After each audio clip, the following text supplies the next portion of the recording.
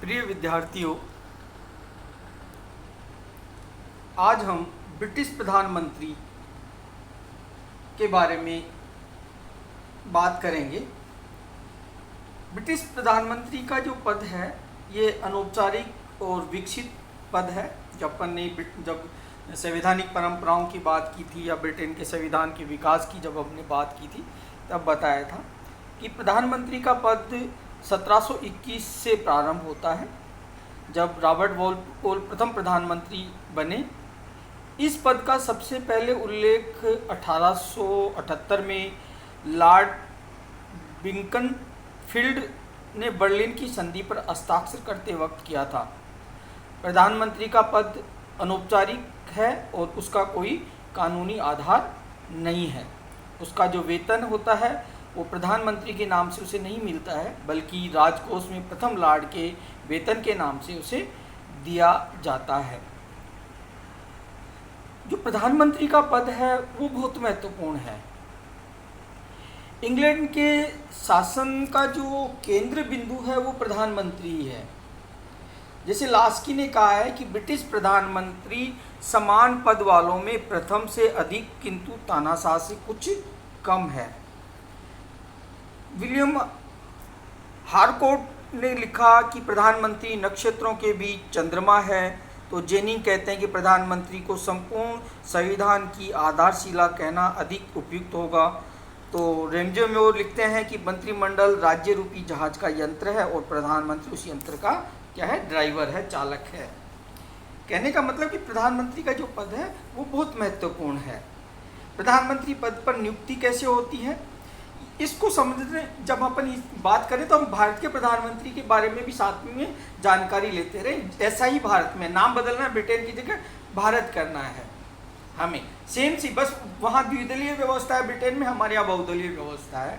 ये थोड़ा सा एक नागरिकों का जो चरित्र है, वोटर्स का जो चरित्र है वो उसमें थोड़ा सा अंतर है, बल्कि जो शक्तियाँ हैं, नियुक्ति है वो सारी एक जैसी हैं। तो ब्रिटिश प्रधानमंत्री की जो नियुक्ति होती है वो लोक सदन के बहुमत दल का नेता को बनाया जाता है कि जब आम चुनाव होते हैं वो आम चुनाव के बाद लोक सदन में जो सबसे बड़ी पार्टी होता है उसके नेता को सम्राट प्रधानमंत्री बनने के लिए आमंत्रित करता है। हमारे यहाँ सम्राट करता है। जब लोक सदन में किसी दल का स्पष्ट बहुमत ना हो तो ऐसी स्थिति में सम्राट अपने विवेक का प्रयोग कर सकता है। ऐसा 1916 और 1931 में ऐसी स्थिति उत्पन्न हुई थी। दोनों ही समय साझा सरकारें बनी और राजा को अपने विवेक से निर्णय लेकर प्रधानमंत्री बनाना पड़ा।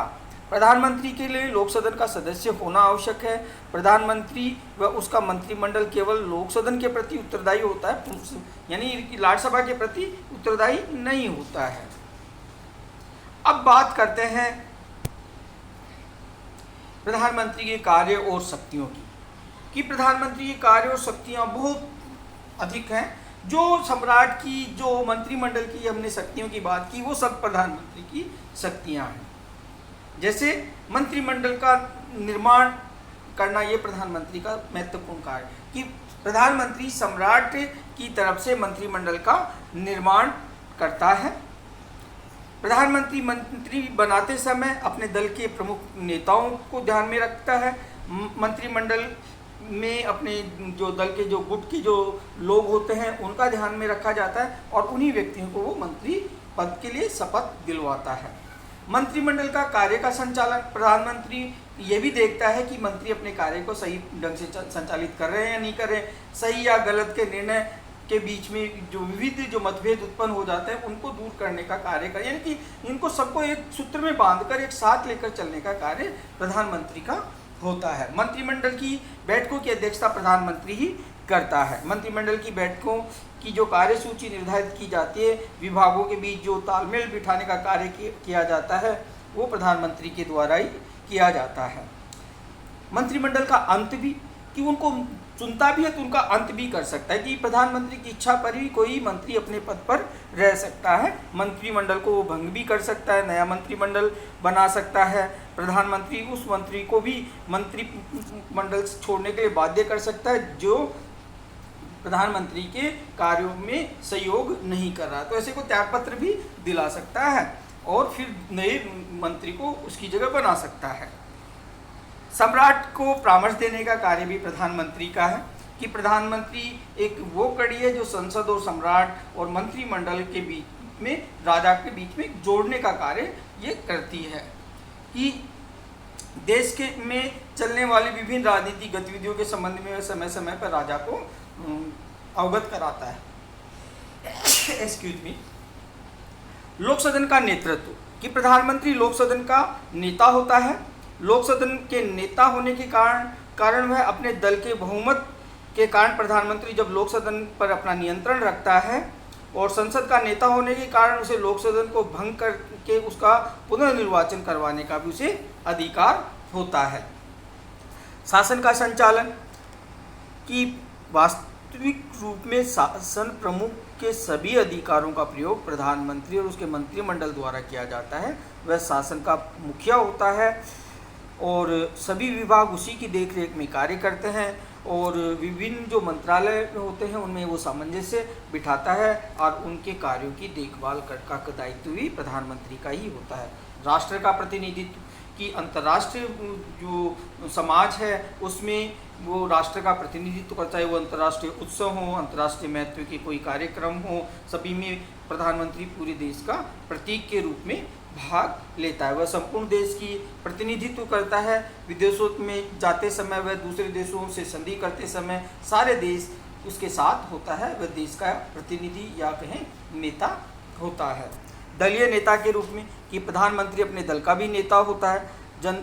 जनता दल के नाम पर सदस्यों तथा प्रधानमंत्री को चुनती है, यानी कि एक चेहरा बना दिया जाता है कि अगर हमें इस पार्टी को जिताओगे तो ये हमारा प्रधानमंत्री बनेगा, तो दल का नेता भी होता है। और देश में भर में दल की समस्त गतिविधि, चाहे छोटी बड़ी सारी चीज़ों का वही नेतृत्व करता है। दलीय सचेतक प्रधानमंत्री के निर्देशन में कार्य करता है, उन्हीं के माध्यम से वह संसद में दल के अन्य सदस्यों को नियंत्रित करता है। जब आम चुनाव होते हैं तो प्रधानमंत्री का ही निर्वाचन होता है। द्वितीय विश्व युद्ध के बाद होने वाले आम चुनावों में जनता के समक्ष नारा दिया जाता है कि चर्चिल या लॉस्की, जैसे आजकल दिया जाता है कि जैसे भारत में मोदी या राहुल, वैसा वो स्थिति इंग्लैंड में भी है। इस दृष्टि से दल प्रधानमंत्री का ऋणी रहता है, प्रायः उसी के मार्गदर्शन में वो कार्य करना पसंद करता है। इसके अलावा वो कुछ नियुक्तियां भी करता है, कि सम्राट समस्त जो उच्च स्तरीय नियुक्ति करता है वो प्रधानमंत्री की सिफारिश से ही करता है। प्रधानमंत्री की सिफारिश पर ही लार्ड सभा के नए लार्ड नियुक्त किए जाते हैं। सभी उपाधियां प्रधानमंत्री की सिफारिश पर ही सम्राट द्वारा की जाती है। इसके साथ साथ अंतिम जो कार्य है वो संकटकालीन शक्तियाँ, कि ब्रिटिश संविधान में संकटकाल की स्थिति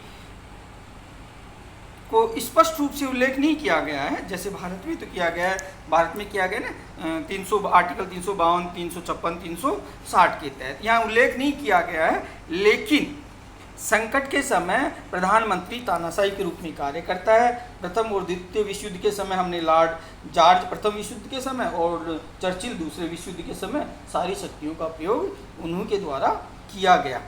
अब बात आती है कि क्या ब्रिटिश प्रधानमंत्री अधिनायक कहा जा सकता है, ये उपयुक्त होगा? तो ब्रिटिश प्रधानमंत्री के बारे में कई मतभेद हैं, कि जैसे लॉर्ड मार्ले कहता है कि मंत्रिमंडलीय शासन प्रणाली इतनी लचीली होती है कि राष्ट्रीय आपात में प्रधानमंत्री प्रायः तानाशाही बन जाता है।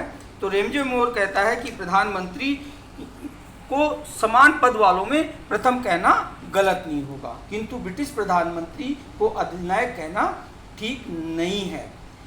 उसके विचार अंतिम नहीं होते हैं, वह निर्वाचकों के प्रति उत्तरदायी होता है। किसी भी समय उसका प्रतिद्वंदी उसका स्थान लेने के लिए तत्पर रहता है। वह एक निश्चित समय के लिए तक ही शक्तियों का उपयोग कर सकता है, और वो है 5 साल। 5 साल बाद उसे आम जनता के पास जाना पड़ेगा, और उसने गलत कार्य किया तो उसे सत्ता से हटाया भी जा सकता है। तो प्रधानमंत्री को अधिनायक इस कारण नहीं कहा जा सकता क्योंकि उसकी शक्तियाँ सीमित हैं और मौलिक नहीं हैं, वो जनता पर निर्भर करती हैं। कि दल का बहुमत समाप्त होते ही उसकी शक्तियाँ समाप्त हो जाती हैं। इंग्लैंड में जनता में व्यक्ति पूजा की भावना नहीं है, केवल सम्राट के प्रति जनता भक्त है या कहें कि उसका सम्मान करती है, प्रधानमंत्री का नहीं है। प्रधानमंत्री के प्रति कोई सम्मान नहीं है वहाँ पर। उसे सदैव संविधान के नियमों प्रथाओं का सम्मान करना पड़ेगा और प्रधानमंत्री के अधिनायक होने के कई चांस नहीं है। भारत में फिर भी व्यक्ति पूजा है, चाहे पहले नेहरू के बारे में कहें, आजकल आप देख ही रहे कि प्रधानमंत्री मोदी के प्रति एक अंधभक्ति वाली चीज़ जो नेहरू के प्रति थी। अलग स्थिति है, जब हम भारत का संविधान पढ़ेंगे तब अपन उनकी चर्चा करेंगे। अब बात आती है कि ब्रिटिश प्रधानमंत्री की वास्तविक स्थिति क्या है। तो हमने अभी बताया ना कि नक्षत्रों के बीच चंद्रमा जरूर कह सकते हैं उसे, ये कहना तो ठीक है, लेकिन ब्रिटिश राज व्यवस्था में उसकी स्थिति अत्यंत महत्वपूर्ण भी है, शक्तिशाली भी है, लेकिन वो शासन में तानाशाह नहीं हो सकता, वो शासन की धुरी जरूर हो सकता है। प्रधानमंत्री की शक्ति तथा उसका महत्व के बारे में जेनिंग ने कहा है कि कुछ उसके व्यक्तित्व पर, कुछ उसकी व्यक्तिगत प्रतिष्ठा पर तथा कुछ उसके दल के समर्थन पर निर्भर करता है कि वो कैसा प्रधानमंत्री बनेगा। उसका पद आवश्यकता के रूप में वही बनता है जो उसके व्यक्तित्व, उसके अधिकारी उसे बनाना चाहते हैं। रॉबर्ट पील है, ग्लेडस्टोन है, डिज़रायली है, लॉयड जॉर्ज है, चर्चिल जैसे प्रधानमंत्री अधिक शक्तिशाली हुए, किंतु इसके विपरीत हम देखते हैं कि बाल्डविन है, एटली है, विल्सन है, ये बहुत ही कमज़ोर प्रधानमंत्री थे। इसलिए कोई प्रधानमंत्री अपने मंत्रिमंडल पर छा जाए अथवा वह अपने सहयोगी मंत्रियों से दब जाए, यह प्राय प्रधानमंत्री के व्यक्तित्व पर निर्भर करता है कि वो कितना शक्तिशाली बनेगा, ये व्यक्तित्व पे निर्भर करता है। जैसे भारत के में अभी स्थिति वैसी ही है जैसे चर्चिल की स्थिति थी। अब बात आती है मंत्रिमंडल की अधिनायक की। जो हमने मंत्रिमंडल की बात की, अब उस पर चर्चा करें कि ब्रिटिश शासन पद्धति की एक महत्वपूर्ण विशेषता सिद्धांत और व्यवहार में अंतर है। जो दिखता है वो होता नहीं है ना। ये ब्रिटिश संविधान की एक विशेषता है। इसकी सिद्धांत में कुछ होता है, व्यवहार में कुछ हो, इनके बीच में डिफरेंस होता है।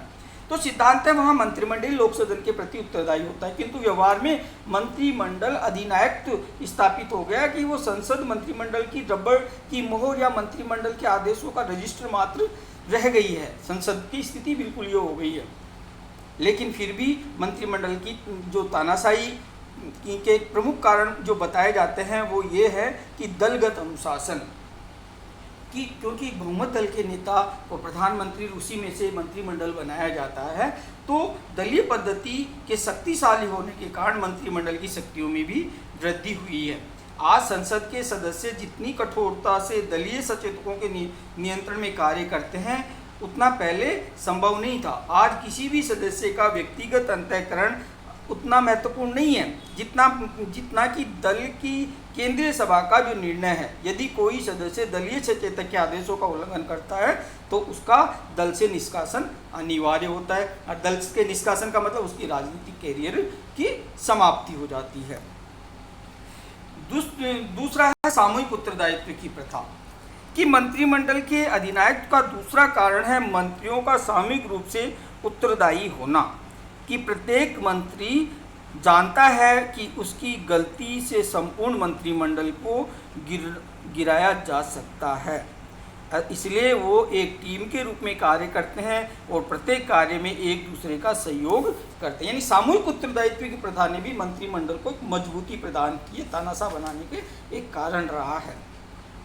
फिर है लोक सदन के विघटन का अधिकार कि ब्रिटिश मंत्रिमंडल को की जो वर्तमान व्यवस्था के अनुरूप मंत्रिमंडल को लोक सदन का जो समर्थन प्राप्त न रहे, यदि वह अनुभव करे कि उसकी नीतियों के कार्यों को राष्ट्र का समर्थन प्राप्त नहीं, राष्ट्र का समर्थन तो प्राप्त है लेकिन उसका लोक सदन में समर्थन प्राप्त नहीं है, तो वो राजा को लोक सदन भंग करके नए निर्वाचन कराने का परामर्श दे सकता है। और इसकी धमकी इस हथियार के कारण लोक सदन के सदस्यों पर अंकुश रख जाए कि कोई भी सदस्य ये नहीं चाहता कि मैं 5 साल से पहले चुनाव लड़ूं, क्योंकि चुनाव में बहुत सारा पैसा खर्च होता है, तो सब उसको बनाए रखना चाहते हैं, जैसा चल रहा है उसे चलने देना चाहते हैं।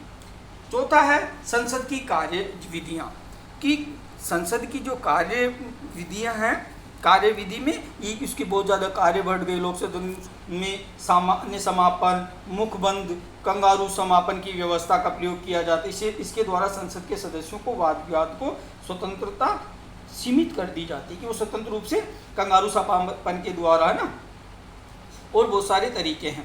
फिर है संसदीय जीवन, कि संसद के जो जितने भी सत्र होते हैं वो बहुत छोटे होते हैं और उसमें मंत्रिमंडल की जो गतिविधियाँ उस पर नियंत्रण रखने का अवसर ही नहीं मिलता, न समय मिलता है।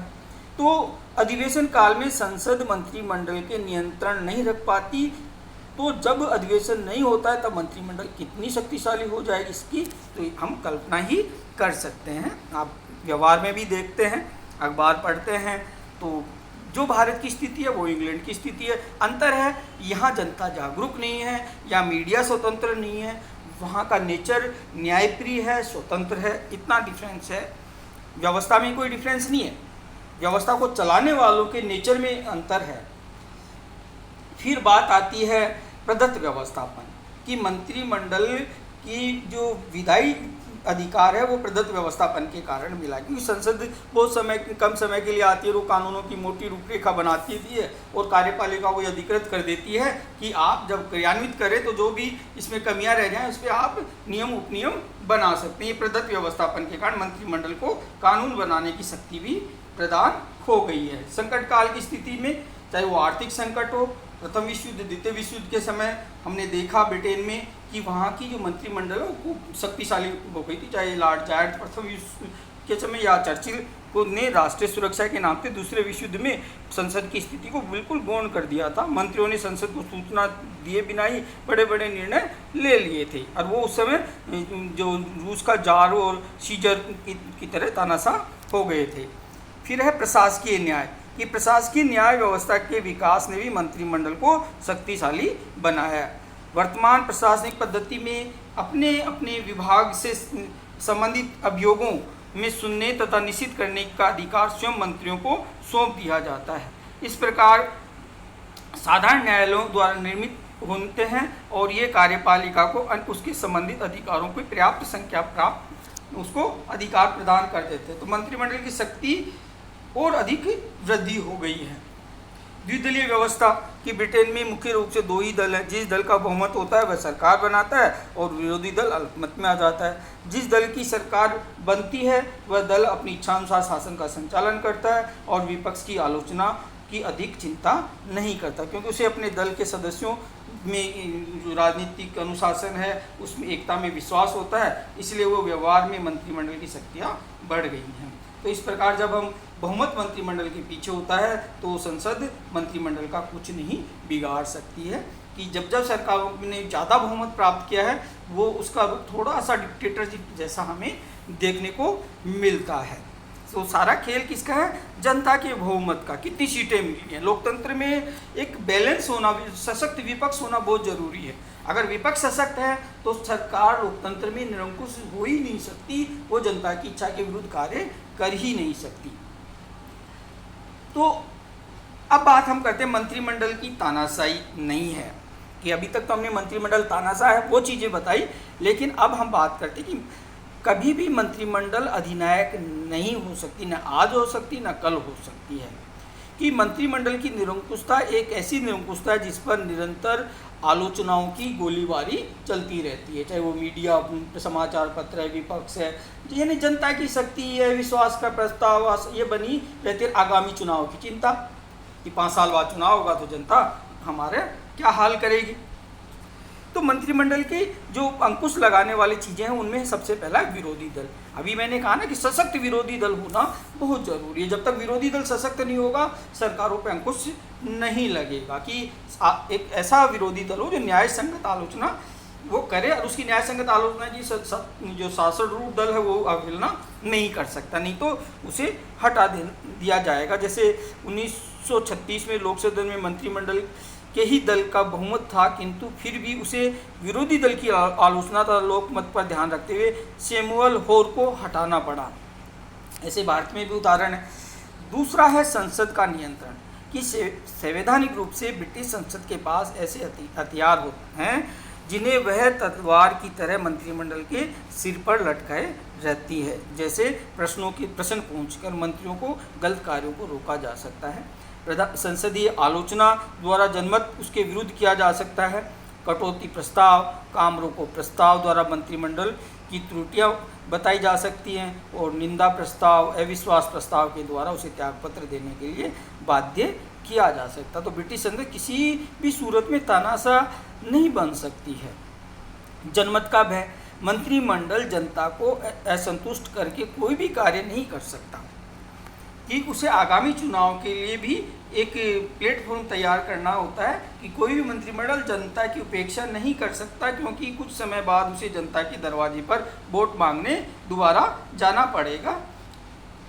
तो जनता ने अगर उसे जनता का सही कार्य नहीं किया तो जनता उसे हरा देगी और उसे सत्ता से हटा देगी। तो ये भय, जनमत का भय।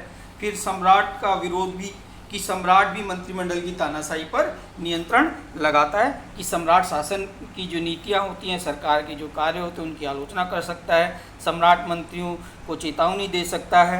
यदि मंत्रियों की ने चेतावनी के विपरीत कार्य किया है तो राष्ट्र पर अगर कोई संकट आ गया तो जनता को आपको इस बात का पता हो गया कि सम्राट ने चेतावनी दी थी, कि फिर उसके बावजूद मंत्रिमंडल ने ये कार्य किया, तो आगामी चुनाव में मंत्रियों से प्रतिशोध लिया जाएगा और उन्हें हरा दिया जाएगा, क्योंकि सम्राट का तो बड़ा सम्मान है वहाँ पर। तो इस प्रकार हम कह सकते हैं कि ब्रिटेन के अंदर जो संसदीय लोकतंत्र है उसमें प्रधानमंत्री और मंत्रिमंडल